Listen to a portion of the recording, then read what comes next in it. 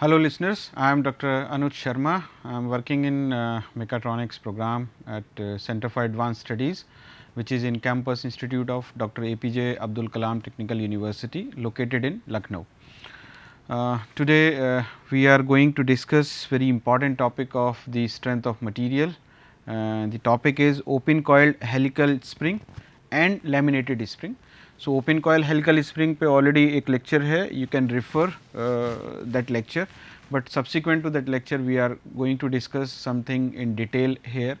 Open coin helical lecture में क्या है कि अगर हम एक्सियल लोडिंग और केवल मूवमेंट का अलग अलग अगर हम बात करते हैं, so that is in the separate lecture, but in this lecture we are going to discuss open coil helical spring subjected to torque and bending moment simultaneously, and apart from this we will also discuss the laminated spring.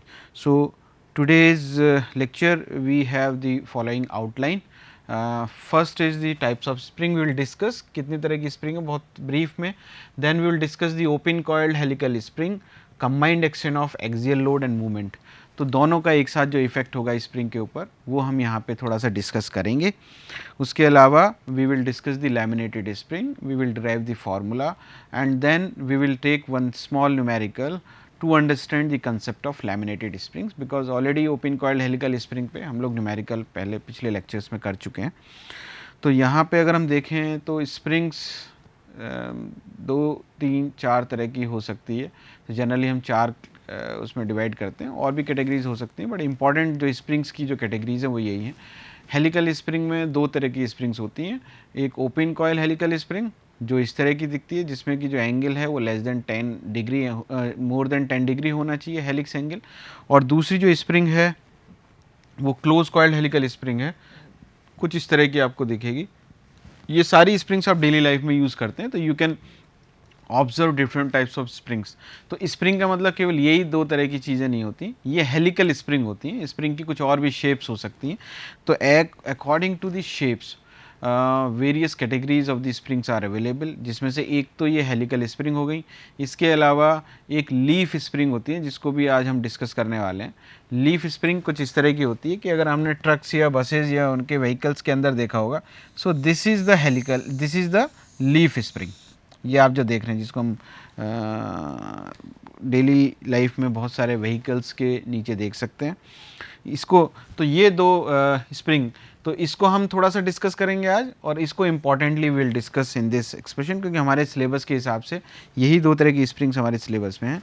उसके अलावा एक torsion spring आते हैं, जितने भी toys होते हैं या कुछ ऐसी चीज़ जिसमें हम लोग वी वांट टू अगेन कि कोई पंच होल मशीन है या पंचिंग मशीन है, कोई स्टैपलर है, तो in those things we use generally this kind of machine जो टॉर्जनल स्प्रिंग होती है. उसके अलावा एक फ्लैट स्प्रिंग जो जनरली हम टॉयज़ में भी यूज़ करते हैं, वॉचेज़ में यूज़ करते हैं. तो ये जब कॉइल्ड हो जाती हैं तो एनर्जी स्टोर करती हैं और फिर अनवाइंडिंग के टाइम पे दे रिलीज़ दैट स्टोर्ड एनर्जी. तो ये फ्लैट स्प्रिंग्स होती हैं. तो हम लोग जो यहाँ पे देखेंगे कि ओपन कॉइल्ड हेलिकल स्प्रिंग को अभी हम देखेंगे, एक डेरिवेशन इसका करते हैं जिसमें कि combined action of axial load and movement हम यहाँ पे देखेंगे कि वो अगर हम मूवमेंट भी लगाएं और एक्सियल लोड भी एक साथ लगाएं तो व्हाट काइंड ऑफ डिफ्लेक्शन और what is the formula of deflection we will get. So, that we are going to see here.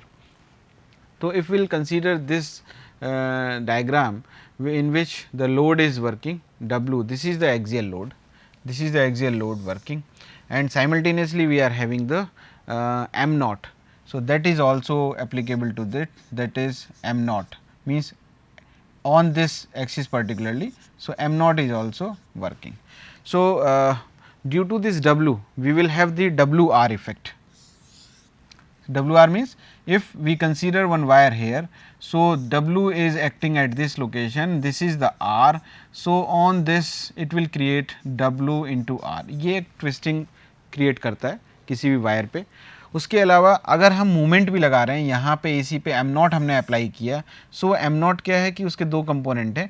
m not यहाँ पे अगर हम देखें, ये m नॉट के 2 कंपोनेंट, एक कंपोनेंट इस डायरेक्शन में होगा x डायरेक्शन में और दूसरा उसके perpendicular. So this is the m not cos alpha and यहाँ पे m naught sine alpha.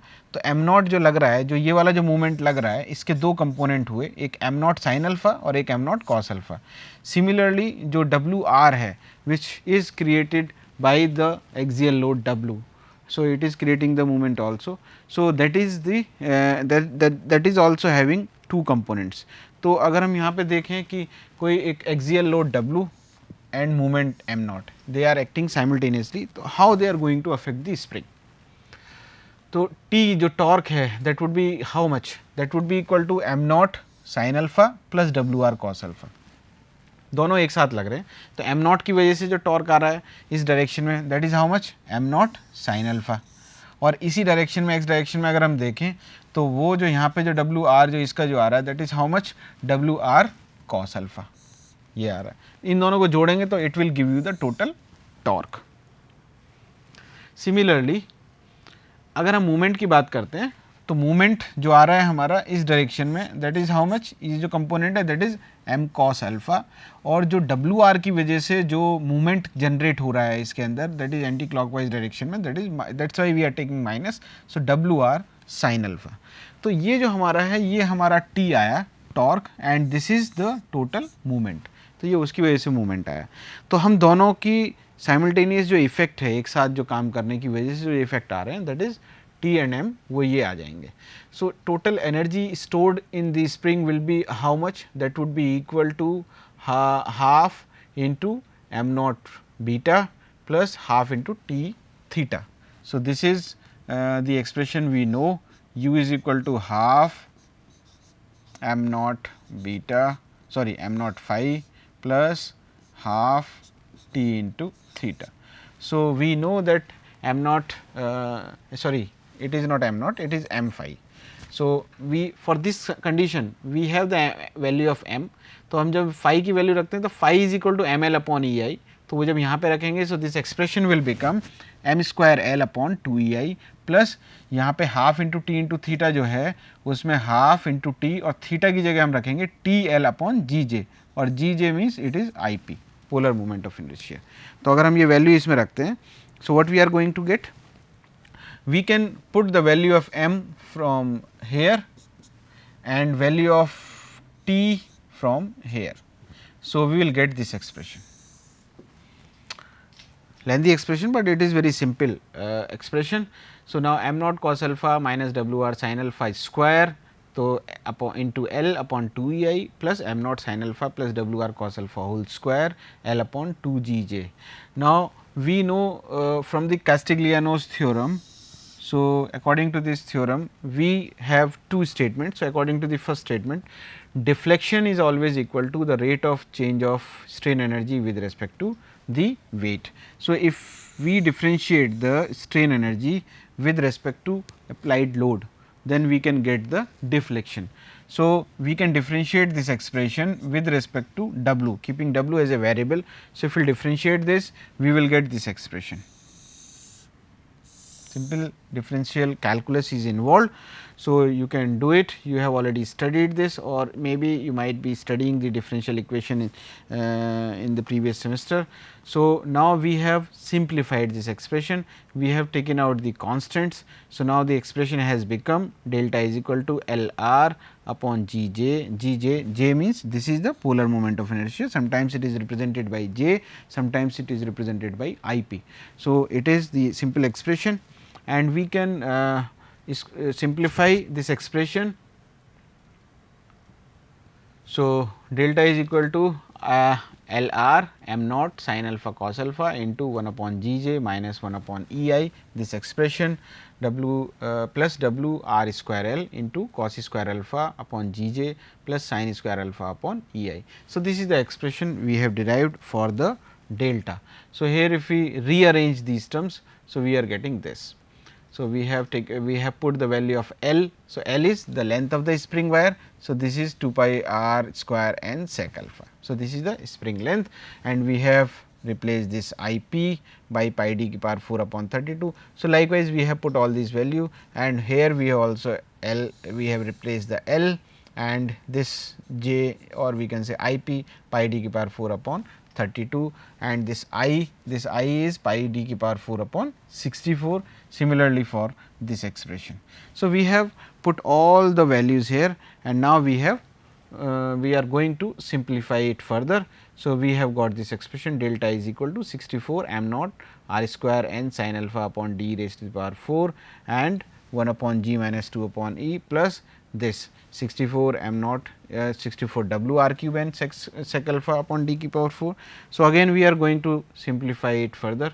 So, we have got that expression. So, that was for the delta. So, delta we have derived. Now, we want to calculate the angular rotation. So, this is the beta, beta is the combined effect of phi and theta. We already know phi means जो bending की वजह से जो आ रहा है, जो coil bend हो रही है उसकी वजह से जो एंगल आ रहा है, जो चेंज हो रहा है, and theta is the twisting जो टॉर्क की वजह से आ रहा है. So, this is the second statement of the Castigliano's theorem. So, beta if you want to calculate, that is the अगर हम strain energy को differentiate करते हैं with respect to movement, then what we are going to have? We are going to have the beta. So, if you will see, put that expression here and you have differentiated that. So, if we differentiate this, we will get this. तो उस expression को अगर हम differentiate करेंगे ये मिलेगा. Again उसको हमने सिंप्लीफाई किया है. फिर एल की वैल्यू यहाँ पे हम लोग रखेंगे 64 m naught r n sec alpha upon b raised to power 4 into this plus this. So, this is the expression for beta, and on the previous slide we had an expression for delta. So, अगर हम यहाँ पे एक special case ले सकते हैं कि अगर हम एंड को फिक्स कर दें तो क्या होगा. So then beta would be 0. And को फिक्स कर दिया तो रोटेट नहीं हो रही है स्प्रिंग, इसका मतलब. so, इसका मतलब we have fixed the end, and if we will put beta equals to 0. So, if we will put beta equals to 0, so what we are going to get? So, this term would be 0 and this whole term would be equal to the left hand right hand side, or we will divide this expression. So, if you want to calculate for m naught, so m naught की value जो आएगी वो इतनी आएगी. So, w r sin alpha cos alpha into 2 by e minus 1 by g divided by 2 cos square alpha upon e plus 2 sin square alpha upon g. So, these are the simple formulae we have derived. So, we can calculate delta and what would be the overall movement that we can calculate. So, this is the overall movement. अगर हम इतना movement आता है दोनों की वजह से, so that we can easily calculate. So, these formulae we have to remember. Now, we will discuss the another important spring which generally we use in a huge amount in our daily life, in so many applications. So, but primarily it is generally used in the automobile sector. So, it is the laminated springs. So, laminated means if you will see the leaf springs भी बोलते हैं हम इसको. So, इसके दूसरा जो नाम है that is the leaf spring. So, just like layers by layer we put. So, if we define it, it can be defined as, or it consists of number of thin plates, same width and thickness. So, identical in cross sectional dimensions. So, same width है, same thickness है, बहुत पतली plates होती हैं. Thin plates का मतलब ये है कि इनकी जो thickness है, इनका one dimension is very small, or we can say the cross sectional dimension is very small as compared to the longitudinal dimension. So, thin plates of same width and thickness but of different length, लेकिन इनकी length अलग अलग होगी. अभी हम diagram में देखेंगे. Already we have seen the diagram. And all bent to the same curvature. Same curvature means अगर एक ऐसी है तो दूसरी भी इसके पैरेलल होगी, मतलब same curvature they will have. So if will see it is assumed to be the arc with the same radius of curvature. तो अगर हम इसकी देखें कि इसकी आर है, इसका ये r plus something, इसका r, but all these are concentric circles or to be the part of concentric circles. So, it means they are having the same curvature. So, they will have 1 by r, curvature would be the same. Second, so ये अगर हम देखें तो diagram में अगर हम देखें, so this is the front view of the laminated spring. तो पहली ये है, फिर ये दूसरी है, ये तीसरा है, ये चौथा है, ये पांचवा है. Means likewise we put all the thin plates over and above each other and we will get a structure. So let say जो इसकी थिकनेस है इस प्लेट की, let that thickness is t, और we are having the n number of plates. So total जो thickness हो जाएगी अगर हम देखेंगे तो how much it would be NT। और अगर इसको साइड से देखते हैं तो ये जो क्रॉस सेक्शनल जो प्लेट हैं, जो हमने प्लेट रखी हैं, तो अगर हम इस प्लेट को देखें, लेट से दिस इज़ द प्लेट, अगर हम इसका क्रॉस सेक्शनल डायमेंशन देखें तो ये इसका क्रॉस सेक्शनल डायमेंशन हो जाएगा। So this is the cross section, तो ये डायमेंशन जो है लेट से this dimension is B, width जो है। तो अगर हम इसकी बाकी सारी चीज़ें अगर यहाँ पे देखें, so they are loaded at the end. अगर हम यहाँ पे देखें कि लोडिंग जो है इनकी वो एंड पे है और सपोर्टेड एट द मिडिल। और सपोर्ट कहाँ पे है, तो अगर हम किसी ट्रक के उसमें देखेंगे तो यहाँ पे सपोर्टेड होती है, ये जो व्हील का जो एक्सेल होता है वहाँ पे ये लगता है, और जो लोड लगता है उस पर वो इसके फ्री एंड पे लगता है। When the spring is loaded fully, all the plates become straight. और जब ये बहुत ज़्यादा इधर पूरा लोड लगेगा, completely इधर लोड लगेगा, so it will become straight. So this is the leaf spring. तो अब इसका एक न्यूमेरिकल बाद में देखेंगे, उससे पहले हम फॉर्मूला ड्राइव करते हैं। So let's say capital P is the maximum load on the spring, L is the length of the spring, T is the thickness of the leaves or the plates, जो thickness है उनकी वो T है, और B जो है वो width of the leaves और the plates। अगर हम डायग्राम से देखें तो ये सब चीज़ें क्लियर होंगी। और N जो है वो नंबर ऑफ लीव्स कितनी है, वो हम स्मॉल n यूज़ कर रहे हैं यहाँ पे। एंड डेल्टा इज़ क्या, original deflection of the top laminate जो हमारा ये है। So let's say the deflection of this is delta, तो वो हमको कैलकुलेट करना है यहाँ पे। And sigma is the maximum stress, क्योंकि बेंडिंग हो रही है तो बेंडिंग स्ट्रेसेस यहाँ पे इंड्यूस होंगी। तो ये सारी चीज़ें हम इसमें देखेंगे और इन्हीं को यूज़ करके हम फॉर्मूला ड्राइव करेंगे। तो अगर हम यहाँ पे देखते हैं तो ये राइट साइड में आप देखिए डायग्राम जो है ये it is representing A simply supported beam. और सिंपली सपोर्टेड बीम का अगर हम बेंडिंग मोमेंट ड्रॉ करते हैं तो वो किस तरीके का आता है, सिंपली सपोर्टेड बीम का जो बेंडिंग मोमेंट आता है वही आता है। और बेंडिंग मोमेंट कितना होता है यहाँ पे, M is equal to maximum is equal to WL/4। So यहाँ पे W क्या है, P है, तो it means it would be PL/4। So it is the maximum bending movement at the centre ही होगा। सेक्शन मॉडुलस हमें पता है ये हमारा Z is equal to I/Y होता है। और अगर हम इसको देखें एक प्लेट का अगर हम दिखा दें तो उसका BT, T is the thickness, rectangular strip है तो BT3/12, और Y जो हो जाएगा मैक्सिमम जो फाइबर का उसका होगा T/2, so that would be equal to BT²/6। So it is the section modulus of single plate. So if you multiply it with by n, so it would be equal to NBT²/6. So it would be the section modulus of n plates. So ये हमको पता है m is equal to sigma into z, simple bending moment equation है। तो if we'll use this equation PL/4 is equal to sigma into z की जगह हम क्या रखेंगे, NPT²/6। तो अगर हम इसको रखते हैं और सिंप्लीफाई करते हैं तो यहाँ से जो हमें फॉर्मूला मिलेगा sigma is equal to 3/2 PL/NBT²। So this we are going to have. So जो टोटल इस स्प्रिंग के अंदर जो बेंडिंग स्ट्रेस जनरेट होगी that would be how much, that would be equal to 3/2 PL/NBT²। तो ये सारे के सारे जो पैरामीटर्स हैं वो किसके हैं, स्प्रिंग के हैं। So top plate is bent to a radius of R। अगर हम ये देखें कि ये जो जितनी भी प्लेट्स हैं वो सारी की सारी एक सर्कल का पार्ट है। तो अगर ये एक सर्कल बनता है, ये वाले जो स्प्रिंग है, it is let's say it is an arc of a circle जिसकी जो रेडियस है वो कैपिटल R है, तो वो इस तरीके से बेंड होगा।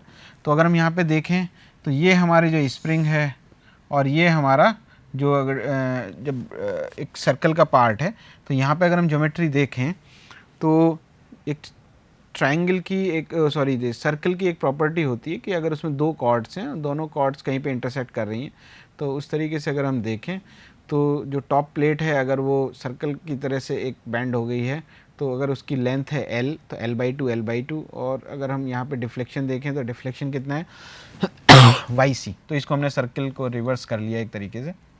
Initially it was like this, या finally it would be like this after the application of load, अगर ये स्ट्रेट हो जाती है तो। तो यहाँ पे सिंपल जो बाई ज्योमेट्री अगर हम देखें तो BE इंटू ED मतलब ये वाला this multiplied by this is equal to this multiplied by this. So BE into ED is equal to AE into EC, ये सिंपल ज्योमेट्री है।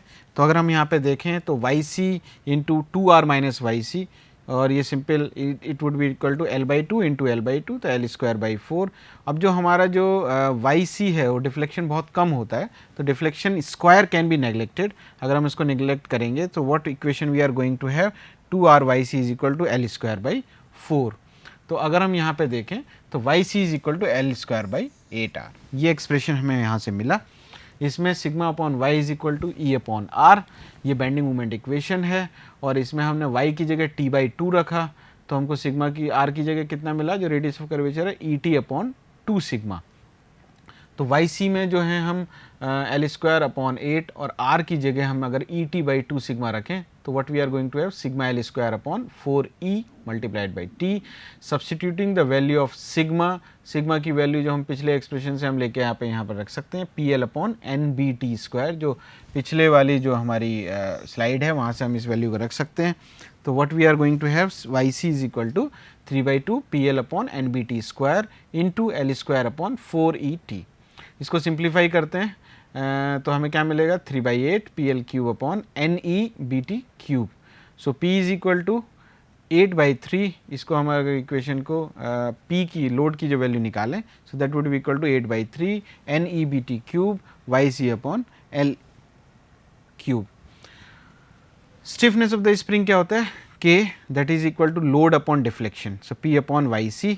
तो अगर हम यहाँ पे देखें, so this is the expression for spring stiffness और spring constant, that would be 8/3 NEBT cube upon L cube. अगर हमारे पास ये सारे पैरामीटर्स हैं then we can calculate the spring index. और अगर इन 6 पैरामीटर्स की इक्वेशन है, अगर इसमें से कोई एक पैरामीटर हमारे पास नहीं है then we can calculate the next parameter. So अब हम इस पे एक छोटी सी एक न्यूमेरिकल प्रॉब्लम देखते हैं। तो already we have derived that formula, उन फार्मूले पे बेस्ड ये न्यूमेरिकल है। So a leaf spring 75 centimetre long, तो इसका मतलब L is given, required to carry a central point load of 8 kilonewton. So this is the load, P is given. If the central deflection is not to exceed 20 mm, तो उसने क्या है कि central deflection को restrict कर दिया and that is 20 mm means 0.02 centimeter. And the bending stress is not to be greater than 200 megapascal. Bending stress he is restricted. Determine the thickness, width and number of plates. तो काफ़ी सारी चीज़ें उसने पूछ ली हैं। T निकालना है हमको, B निकालना है मतलब क्रॉस सेक्शन डायमेंशंस हमको निकालना है, एंड उसके अलावा हमको नंबर ऑफ प्लेट्स, कितनी प्लेट्स होंगी वो भी। So it means we have to design this laminated spring in this numerical. Also compute the radius to which the plates should be curved, और उसने R भी पूछ लिया है कि रेडियस ऑफ कर्वेचर क्या है। Assume width of the plates equal to 12 times, तो जो हमारी जो विड्थ है प्लेट्स की that is 12 times its thickness and E equal to 200 gigapascal। तो ये उसने जो है न्यूमेरिकल दिया जिसमें modulus of elasticity is given that is 200 gigapascal. तो अगर हम स्प्रिंग की इस तरीके से बात करें तो ये सारे पैरामीटर्स हमको दिए हुए हैं। Let T is the thickness of the plate, so using the relation YC, this formula we have derived or we should remember all these formulae। तो YC is equal to sigma L square upon 4ET। तो अगर हम यहाँ पे बात करें तो deflection is given that is 0.02, ये हमको दे रखा है 20 mm, this is given. Sigma is given 200 into 10⁻⁶, that is given 200 megapascal. उसके अलावा L length is given 75 centimetre, तो उसको हम जो है मीटर में चेंज किया 0.75 into raised to the power 2 divided by 4। Modulus of elasticity is given and thickness हमको, अब इस पूरे फॉर्मूले में हमारे पास thickness T is a single variable, तो T की वैल्यू हम यहाँ से कैलकुलेट कर सकते हैं। So that T has come 0.7 centimetre और वी कैन से 0.007 मीटर जो आई है वहाँ पे, तो हमारा जो वैल्यू है 0.7 सेंटीमीटर ये थिकनेस हमारी आ गई स्प्रिंग की, जो हमारी प्लेट है। उसने दिया हुआ है कि जो B है that is the 12 times of its जो थिकनेस उसने ये दिया हुआ है, B is equal to 12 times of its thickness. तो B is equal to width of the plates अगर हम लेते हैं तो 12 into 0.7, so B is how much, so this is B, 8.4 centimetre. तो cross section we have calculated, thickness हमें पता चल गया, तो ये हम कैलकुलेट कर चुके हैं। तो ये हमारा जो डायमेंशन है this we have calculated, T we have calculated, B we have calculated, thickness आ गया। अब उसने क्या पूछा है, अब उसने पूछा है कि इसकी लेंथ दे रखी है, उसने बोला है कि रेडियस ऑफ कर्वेचर बताइए और इसके अलावा नंबर ऑफ प्लेट्स बताइए। तो नंबर ऑफ प्लेट्स के लिए we have this formula, sigma we have, sigma is given to us, so इसमें हम वैल्यूज पुट करेंगे।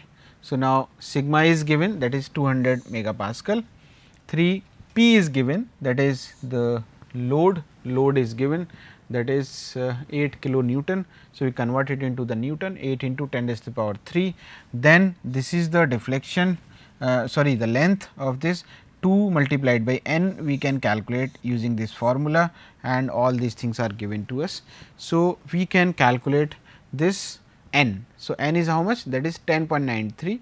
So, 10.93 तो कुछ वैल्यू होती नहीं है, so we have to round it off to the next integer. So, n is equal to 11. So, 11 plates we need to design this spring. Now, we know अभी हमको जो radius of curvature भी निकालना है, so this formula we know. So, r is the radius of curvature.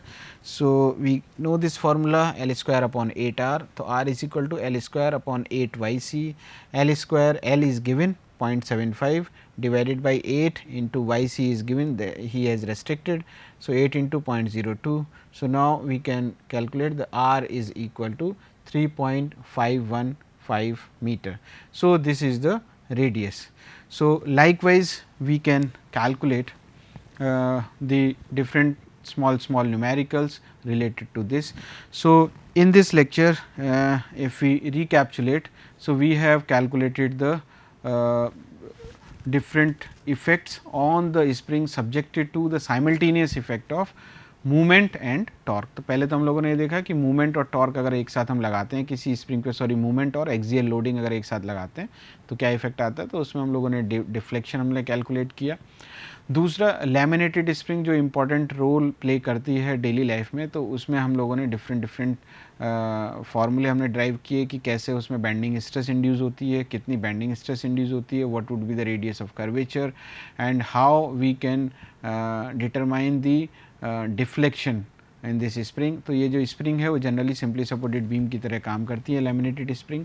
और सबसे ज़्यादा जो इसमें है कि we can increase the number of leaf, जिससे कि हम उसकी स्टिफनेस बना सकते हैं। तो डिज़ाइन करते समय हमें 2-3 चीज़ें ध्यान रखनी है कि कितनी बेंडिंग स्ट्रेस होनी चाहिए, कितनी बेंडिंग स्ट्रेस के लिए हमें डिज़ाइन करना है, किस लोडिंग के लिए डिज़ाइन करना है, वो सीधे हमको फिर रेडियस ऑफ कर्वेचर क्या रखना है, कितनी नंबर ऑफ लीव्स रखनी है और उनका फिर क्रॉस सेक्शन डायमेंशंस क्या होगा। तो likewise we can design the springs, और वो सारी की सारी चीज़ें हम लोगों ने इस वाले जो न्यूमेरिकल है, इस न्यूमेरिकल में देखा है कि किस तरीके से सारे के सारे फार्मूले जो हम लोगों ने ड्राइव किए अभी तक, वो हम फार्मूले सारे यहाँ पे हम यूज़ कर सकते हैं।